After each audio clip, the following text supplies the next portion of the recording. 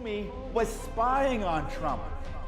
Well, the reason he was writing the memos was to create a record so that he could destroy No them. American knowingly colluded with the Russians to interfere in our election campaigns. Oh, wait, unless you mean Hillary Clinton. Pardons, prosecutions, and transparency.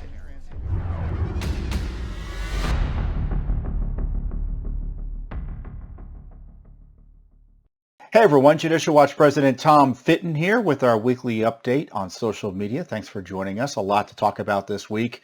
The outrageous abuse of General Flynn has been exposed for all to see this week. I'll be talking about that. We have a new lawsuit against California over its illegal payments for illegal aliens. Plus, we have a new lawsuit against Pennsylvania over the dirty voting rolls in that state. And we have new documents, again, on the General Flynn case that you're going to want to hear about that raise some interesting questions about issues tied to the leaks targeting General Flynn.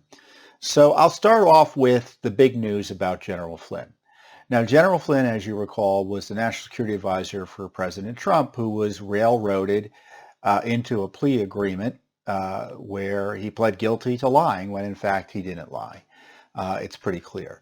It was the beginning of the Trump administration, and James Comey, as he's admitted on tape doing, knowingly bypassed the rules and the processes to send FBI agents to interview General Flynn.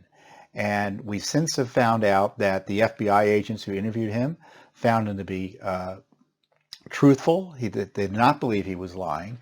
They were asking him about conversations he had with the Russian ambassador while he was still outside the government, but working for the president-elect of the United States. He was the incoming National Security Advisor.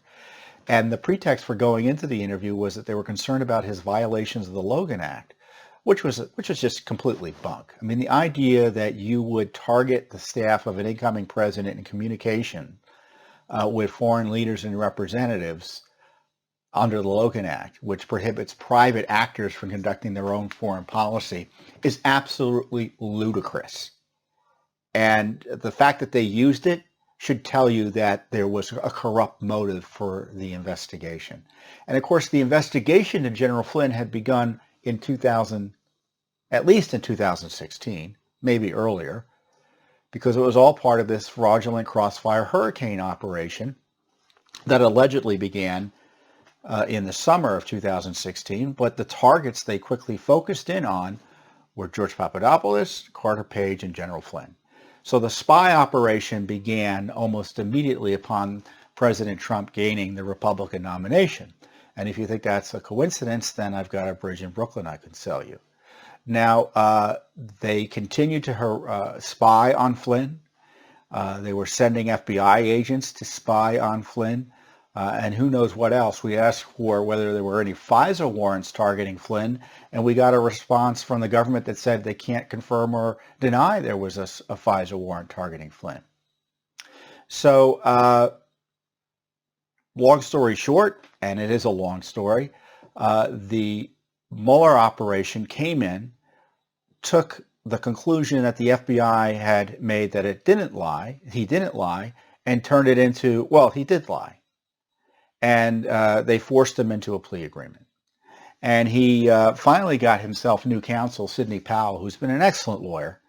And Sidney is excellent, not because, she obviously has the legal acumen, but because she understands the depravity and the depths of the corruption at the senior levels of the Justice Department and the FBI. And so she went to town. And General Flynn withdrew his plea, or seeking court approval to withdraw his plea. And Sidney just pushed and pushed for a full disclosure of the documents required under law that the government's supposed to make to someone like General Flynn, a defendant in a criminal case. And finally, Attorney General Barr, sensing presumably something was off, had a third party look at these documents to see if they had turned over everything they were supposed to turn over. The third party was a U.S. attorney. I think he's in Kentucky. And so the U.S. attorney, so they've disclosed new documents that they should have turned over to General Flynn's legal team. And the documents are blockbuster. They're blockbuster. And they include emails between Carter Page and, Lisa Page and Peter Strzok and other FBI officials about whether to give Mr. General Flynn his warning that, the sort of constitutional warning you get, the legal warning you get that you can't lie to an FBI agent. Of course, they're required to do that. It's called the 1001 warning. And the language in the emails is, oh, well, maybe you can just slip it in. In fact, they never did give him the warning, which is another violation of the rules in the law. And the other documents are handwritten notes. It's been reported that they're by Bill Priestep, who is Strzok's immediate supervisor. And he's essentially writing, what is it we want to do here? Do we want him to admit to doing something wrong? Because he allegedly lied about what he talked to the Russians about, as opposed to misremembering or not recalling exactly what he talked to the Russians about. So do we want, so the notes read, do we want him to admit to wrongdoing? Do we show him the evidence we have, which is what we normally do? Or do we want to get him fired and prosecuted? Well, we know the path they took to get him fired and prosecuted. And the fact that they had that word, do we want to get him fired, shows you there was no legitimate basis to question him. It was a political basis. It was a policy basis to question him. The case should be thrown out. They had no legitimate basis to go over there and secretly, skullduggerously try to entrap General Flynn, which is what in fact they did. Another set of documents has come out. So there were two sets of documents that had been released. The first set was those notes I told you about, those emails I told you about. Emails, by the way, which should have been given the Judicial Watch and which we've been fighting for 2 years now. You may recall, I talk about we've been getting document tranche after document tranche of Strzok Page emails. The reason we're getting them one after the other is because they're turning them over to us monthly. The FBI is. They're only reviewing, though, 500 pages a month, and at this point, we won't get the full batch until late next year, after this either Trump is elected or unelected. Can you imagine? They've got 8,000 page Strzok emails they're sitting on right now, and those emails that they turned over to General Flynn should have been turned over to us, frankly, if the FBI was honest 2 years ago. They've got 8,000 records they're sitting on, 8,000 pages of records they're sitting on of Page Strzok communications. What are they waiting for in terms of turning them over to us?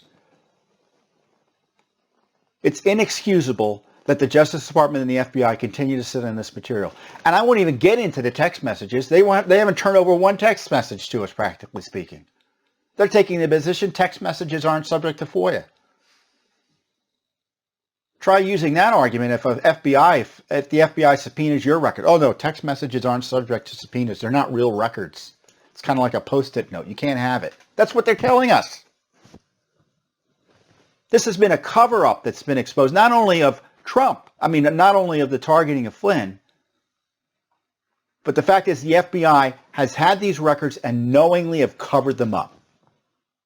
They know what they did. The agency knew what they did. What's Wray's excuse for not turning them over? Wray being the director of the FBI. It's really outrageous.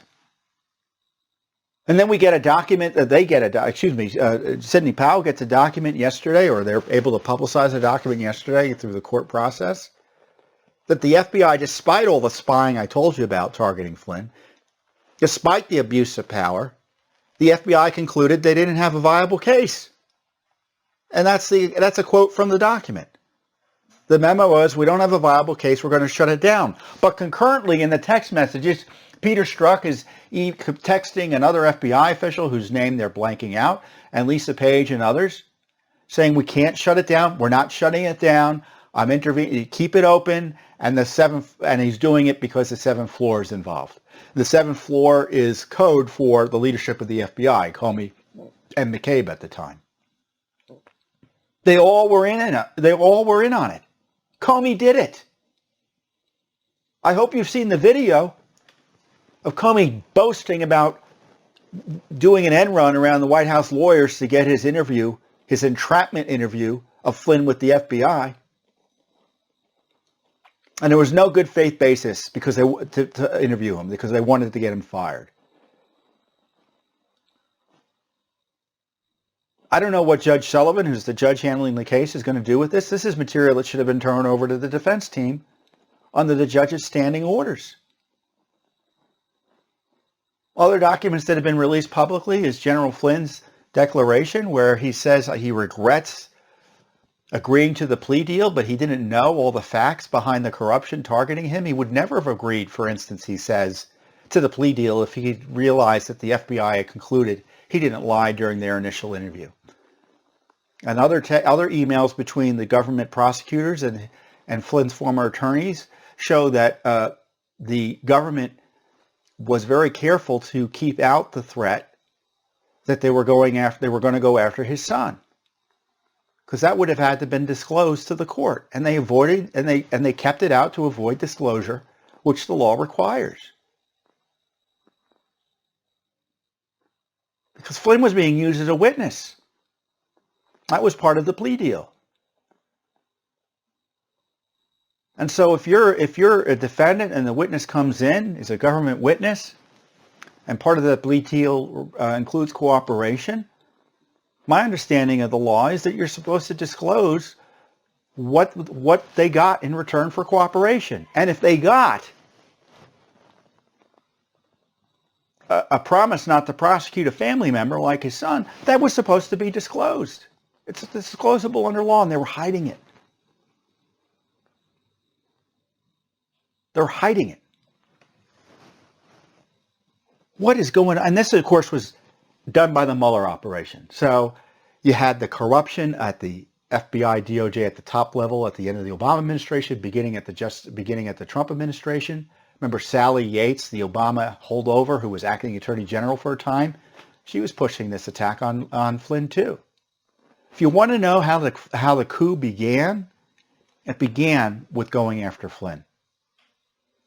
Because, of course, in the end, it was all about President Trump.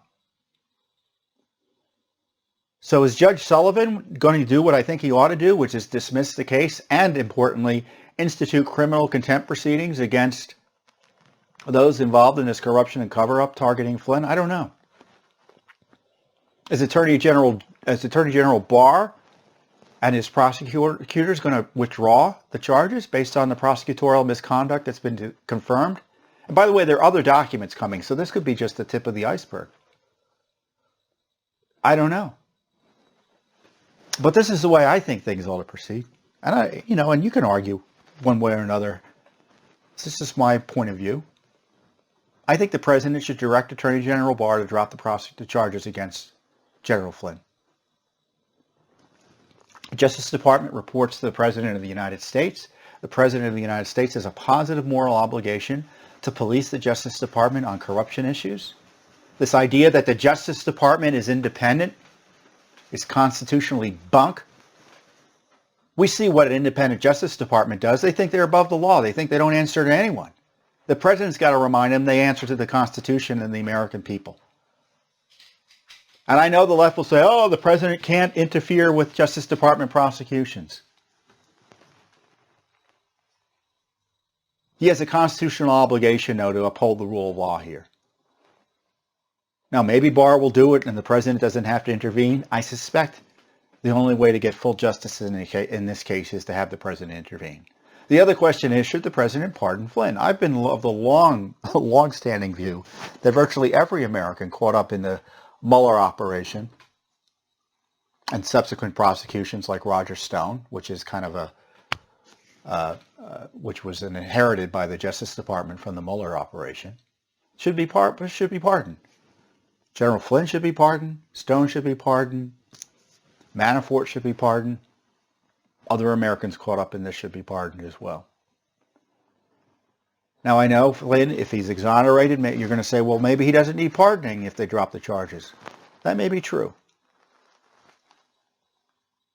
But if the president loses in November to whoever the nominee is for the Democratic Party, or whoever, I don't know, you can bet the left, if they control the Justice Department at least completely again, are going to target Flynn again. And I would pardon him just to be sure. And one could make the argument that pardoning him and detailing the reason why, because he was corruptly prosecuted in an effort to destroy President Trump and the coup, I think that would be educational and salutary.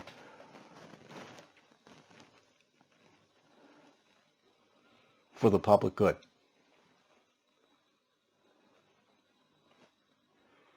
And the other question is, what's going to happen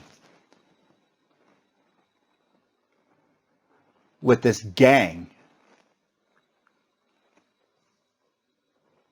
that abused their positions in the Justice Department, the FBI, and other agencies to target Flynn and other innocent Americans? What's going to happen? Are there going to be prosecutions?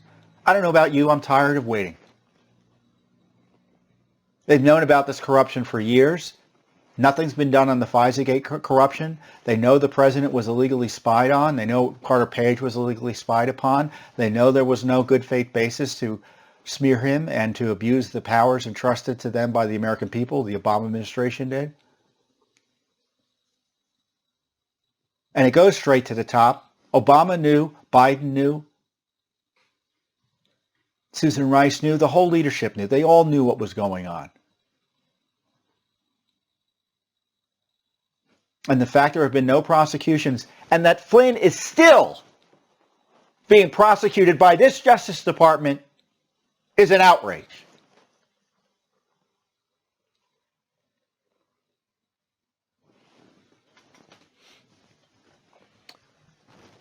So I think something might happen over the next week, one way or another. We'll see.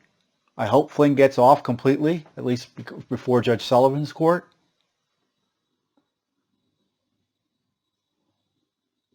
But who's responsible for this cover-up? These documents they've been sitting on. They all knew what was going on. The reports are that Wray obstructed the release of these records, and his top deputy did, his top lawyer did. If that's true, they should be hauled before court, and they should be investigated as well for obstructing justice. I'm serious, if that's true.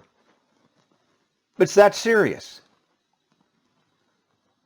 If a corporate leader was involved or alleged to have been done something like that in terms of hiding or stalling the release of documents that was required by a court, they would be subject to criminal investigation. And that Mueller abused his power, his special counsel team abused their powers to target Flynn like has been exposed. They ought to be subject to criminal investigation. But I'm not seeing any evidence that's being done. I'm not. Maybe tomorrow they'll start doing a grand jury and everyone will be hauled in. I hope pray I'm wrong. But in the meantime, Judicial Watch is going to continue to do its litigation because we don't trust the Justice Department. We don't trust the FBI. We don't rely on them. We hope they do the right thing. But we won't be fooled into complacency, nor should you. The FBI is a seriously sick organization in terms of ethics. That's clear. Director Wray has done little, if anything,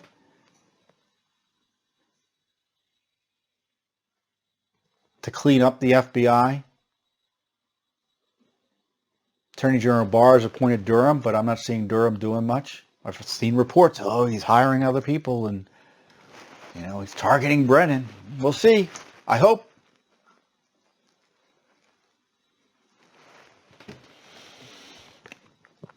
One thing Durham is supposedly doing is something that Judicial Watch has already been doing, which is investigating the what looks to be illegal leaks targeting General Flynn.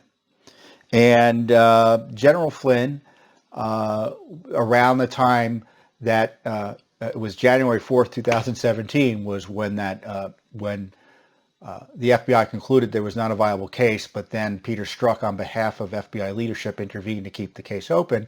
There were leaks around that time that precipitated them keeping that case open of the conversation and the transcripts of the conversation that Flynn had with that Russian ambassador, which was it was obviously classified, so any leaks of that material would have been highly illegal, depending on who did the leaking. And why is it a mystery? We don't know who the leaker is. Now, Sidney Powell alleged that the leaker was the head of the Office of Net Assessment, which is basically the Pentagon's think tank, and it's been there for, it'd been run by one gentleman for I think 40 years, and he was kind of a legend in the Pentagon, both good and bad. So this gentleman was a close friend, these documents show, that Judicial Watch has just uncovered thanks to a lawsuit. See, we don't wait for the Justice Department to do an investigation. We do our own investigation. And Powell had separately alleged in a claim, in a filing, that this gentleman, Mr. Baker, is his name is James Baker. So he's James Baker, the Office of Net Assessment guy, not James Baker, the corrupt general counsel for the FBI under Comey. So on November 1st, 2019, Powell's team alleged that Baker is believed to be the person who illegally leaked to Ignatius, who is David Ignatius, a Washington Post columnist and reporter, the transcripts of Flynn's December 2016 telephone calls with Russian Ambassador Sergei Kislyak. The Post published Ignatius's account of the calls on January 12, 2017. That was just a few days after Strzok was running around the FBI trying to keep Flynn's case open so he'd get questioned about those transcripts. What a terrible group of people they were. Setting in motion a chain of events that led to Flynn's firing in February as National Security Advisor. Now, Durham supposedly is reporting the leak, investigating the leak. So what these documents show is they don't show that Baker did the leak, but they do show that Baker was in regular and constant communications with Ignatius. The records include an exchange, for instance, on February 16th, 2016, a year before the leaks, with the subject line Ignatius, in which Baker tells Pentagon colleague Zachary Mears, who was then Deputy Chief of Staff to the Obama's Defense Secretary Ashton Carter, that he had, quote, has a long history with David and talks with him regularly. In an email exchange on October 1st, 2018, in a discussion about artificial intelligence, I think Baker's still over at the Pentagon, by the way, Baker tells Ignatius, David, please, as always, our discussions are completely off the record. If any of my observations strike you as worthy of mixing or folding into your thinking, that is, as usual, fine. Ignatius replies, understood, thanks for talking with me. In 2015, Ignatius and Baker had a total of 7 email conversations to set up meetings or calls, 2 simply to compliment one another, and 1 exchange where Ignatius invited Baker to speak at the Aspen Strategy Group conference. 2016, they had 10 email exchanges to set up meetings or calls and 2 to compliment each other. 2017, Ignatius had a total of 10 email exchanges to set up meetings. 1 exchange where Ignatius forwarded one of his articles and 1 exchange where Ignatius asked Baker for his thoughts on the Iran deal. And then in 2018, more recently, Ignatius and Baker had a total of 9 email exchanges to set up meetings, 4 where Ignatius forwarded articles and 1 where Ignatius asked Baker for tips on what to say at a quantum computer conference where he was speaking.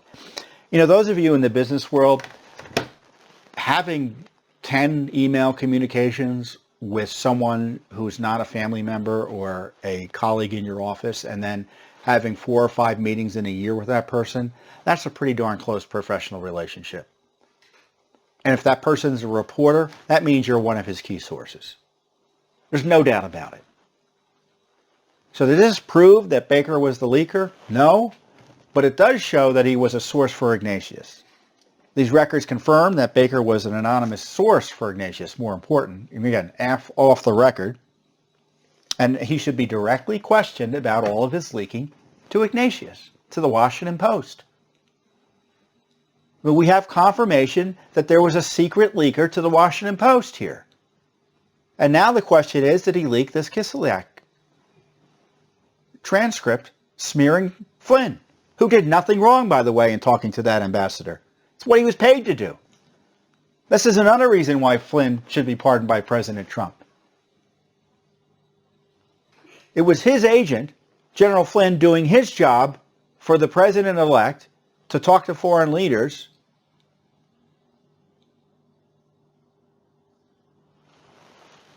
They're attacking his presidency and his right to conduct foreign policy. He's got to preserve his constitutional rights and the constitutional abilities of the President of the United States, not only him, but others, to conduct foreign policy without deep staters attacking him. Or attacking their people by trying to make up crimes to put them in jail.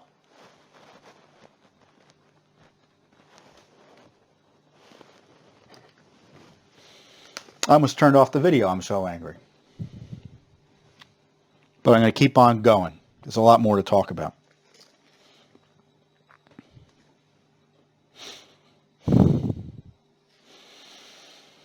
Well, one of the other threats to our republic is the effort to undermine clean elections. And it's often most direct, where you have opposition to voter ID, challenges to voter ID, this vote by mail craziness that's being pushed right now that would upend voter ID in 35 states, result in mass ballot harvesting, which would lead to voter fraud and intimidation and chaos. They want to turn over your elections for the president to the post office. I mean, that's how crazy it is. And of course, they hate the idea of citizenship verification, the very notion that you might do something more than take someone at their word that they're a citizen before allowing them to register to vote or vote. The left doesn't want that. And they've got dozens of organizations pushing on this issue. Obviously, the Democratic leadership, which is in their back pocket, is pushing this as well. And why does the left want to undermine clean elections? Because they want elections to be dirty, it looks like to me. They want to be able to steal elections when necessary. And sometimes either purposefully or simply because of bureaucratic incompetence or negligence, they don't keep the voter rolls clean. And by keeping the voter rolls clean, I mean following federal law, the National Voter Registration Act, that requires states to take reasonable steps to clean up the rolls. And Judicial Watch has been the leader nationally in enforcing that law. Thankfully, the law allows private actors to enforce the law. The Justice Department has zero interest in doing it. Even under the Trump administration, they haven't done much. Judicial Watch did the first private lawsuits in Indiana and in Ohio around 2012, 2013.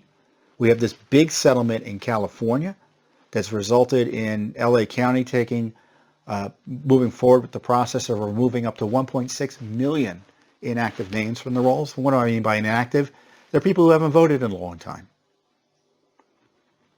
And if you don't vote, there's a process in place which states are supposed to follow to clean up the rolls. And that process can include and should include doing something simple, like sending you a card. And if you don't respond to the card and don't vote in 2 election cycles, so let's say I get the card today and I don't vote in this year or in 2022, they can remove me from the rolls. Does that sound controversial to you? Well, the left hates it. Because dirty voting rolls, in my view, even if these people are supposed inactive, that's a pool of voters that are eligible to vote and still registered to vote and can vote on election day. And if you haven't voted in a long time and they haven't removed your name, you can go and still vote, and I encourage you to do so if that's what you want to do. But if you're inactive, meaning that you used to live in a state and it moved away and they still think you live there, I mean, you can see the recipe for fraud there. So just a few weeks ago, I guess it's now May, so I guess it's last month, we sued North Carolina because North Carolina and several counties in that state had were not doing their job in terms of cleaning up the lists. Statewide, our analysis found in the lawsuit there were around 1 million names that are on the rolls that arguably shouldn't be there. So that case is proceeding. And right now there's a leftist group trying to intervene to oppose Judicial Watch's efforts to clean up the rolls. So we're not only just taking on the state of North Carolina and those counties that were sued in North Carolina, but now we've got, obviously, the organized left trying to stop us now. But we're prepared. We're fighting back. And in fact, we're fighting back even harder in the sense we just filed a lawsuit this week in Pennsylvania against Pennsylvania and several counties in Pennsylvania to clean its voter rolls. The counties in Pennsylvania are, for those of you who live there, there are 3 counties: Bucks County, Chester County, and Delaware County. Bucks County has about 475 registrations. They removed a total of 8 names under the relevant National Voter Registration Act procedures. 8 names. Chester County, 357,000 registrations. Removed only 5 names under the procedures that we've been highlighting. Delaware County, 403,000 names. They removed 4 names under those procedures. That tells you they're not doing their job.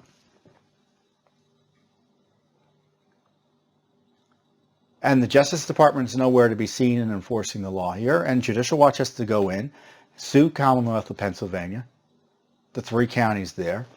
I was just talking to a reporter today. I guess some politician up there said, oh, we're just suing them because they're Democrats. And I'm like, what are you talking about? I don't even know who runs the counties. It's the data. The numbers show the names are bad, or the lists are bad. Statewide in California, in Pennsylvania, around 800,000 names need to be removed, it looks like. 800,000 names. And under the left's theory of the mail-in ballot craziness, all of them would get ballots in the mail. And who knows what else. So these cases are really key to making sure that your elections are cleaner in November. Now, there are other states on our radar screen. We warned California. We warned Colorado. We also warned Virginia, where the leftist governor down there, the leftist attorney general, is trying to negotiate a deal with the ACLU to undermine absentee ballot security. Absentee ballots in Virginia, my understanding is, requires you to have a witness attest to the fact you're doing the ballot, basic security check. And the ACLU is pretending that the coronavirus won't allow that to take place. Do you see how they're undermining the security of elections? I don't know what the federal court judge is going to do there, whether he's going to approve it or not. But this is a battle that's state by state. It's nationally. Pelosi's pushing this nationally in Congress. And Judicial Watch is on the front lines, I'm pleased to say. And right now we're trying to remove nearly 2 million names in 2 states. No one else is doing it. And voters who are living there and ineligible to vote are going to vote. And that's not the issue. The left will we'll hear you say, well, there's a big purge that will suppress people. That's ridiculous. Your name's only removed if you haven't voted in a long time and you haven't responded.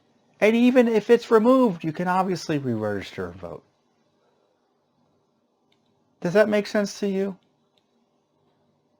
And the fact that the left opposes it tells you, to me, what their motives are here. So we've got the case moving, and we'll see what happens. And look, sometimes we don't even have to sue to get good results. We sent this warning letter to some counties in in Pennsylvania, and one of the counties we ended up suing. They, according to a news report, let me find it here.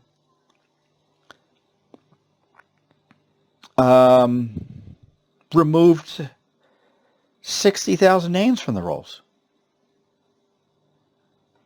60,000 names. Allegheny County removed, 69,000 inactive voters from the rolls. The elections manager told CBS, the local CBS affiliate in Pittsburgh there, I would concede that we are behind on culling our rolls, culling, C-U-L-L-I-N-G, and that this had been put on the back burner.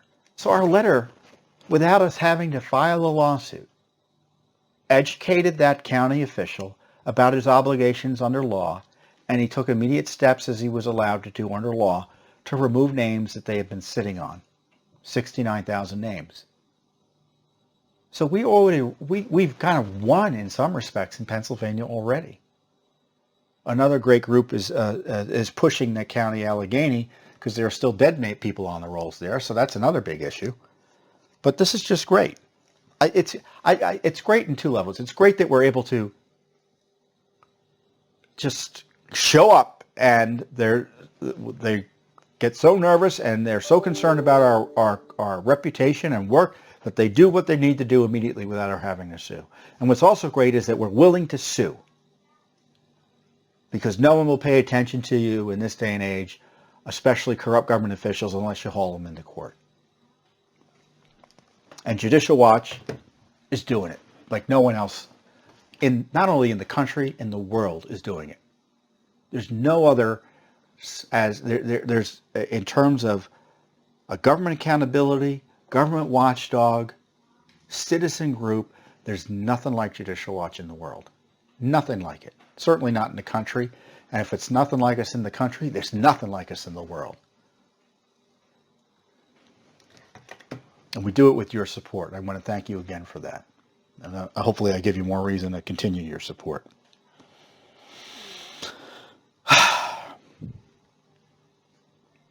See, the deep state's not just in Washington. It's all over the place. And by the deep state, I mean this kind of arrogance and contempt for the rule of law. You're seeing this in California in spades with the leftist legislature there just passing laws they know to be unconstitutional and seeing if they can get away with it. We fought back in California, for instance, when they passed this requirement, knowing that it was unconstitutional, to require presidential candidates to disclose their tax returns in order to get on California ballots. In case you haven't noticed, the federal Constitution lays out the requirements for the president. The states can't add to them. The qualifications for a president, the states can't add to them. And we sued in court, and we won. And that's been knocked off. Now, more recently, you had the governor, Gavin Newsom, who has used the coronavirus to advance all sorts of far-left causes, including undermining our border security by diverting $75 million plus in cash payments to illegal aliens. So what did we do? We sued.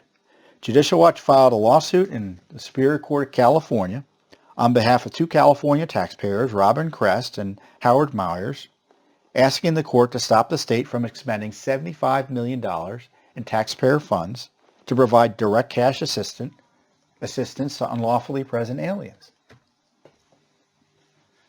Illegal aliens. And then there's another nearly $5 million in money that's spent to administer that. And what they're doing is they're spending the money outside the authority of the law. And in California, taxpayers have a right to challenge expenditures that are outside the law. And you know, federal law does provide for these types of cash benefits, believe it or not, however outrageous it may seem to you. But in order for that to happen, the legislature needs to follow the law and pass a law providing specifically for the benefits. And I'm quoting the law. A state may provide that an alien who is not lawfully present in the United States is eligible for any state or local public benefit only through the enactment of a state law which affirmatively provides for such eligibility. And of course, our lawsuit alleges that California's legislature has not enacted any law that affirmatively provides that unlawfully present aliens are eligible for that $75 million of money. Now, that would be terrible policy if it was passed, but at least there'd be some accountability.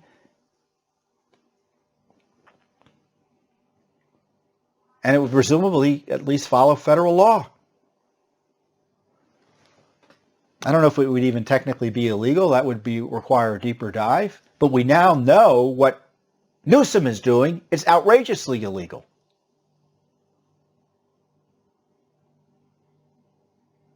Illegal aliens who are unlawfully present in the United States, as the law defines it, they shouldn't be here, let alone get taxpayer money. They should go home.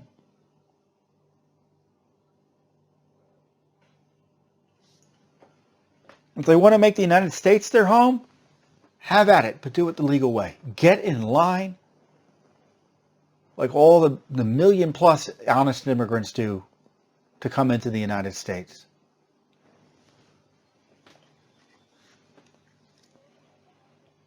As I say in the release, Governor Newsom has no legal authority on his own to spend taxpayer money with these payments to illegal aliens. And the coronavirus doesn't give politicians an excuse to violate the law. The law of the land still stands.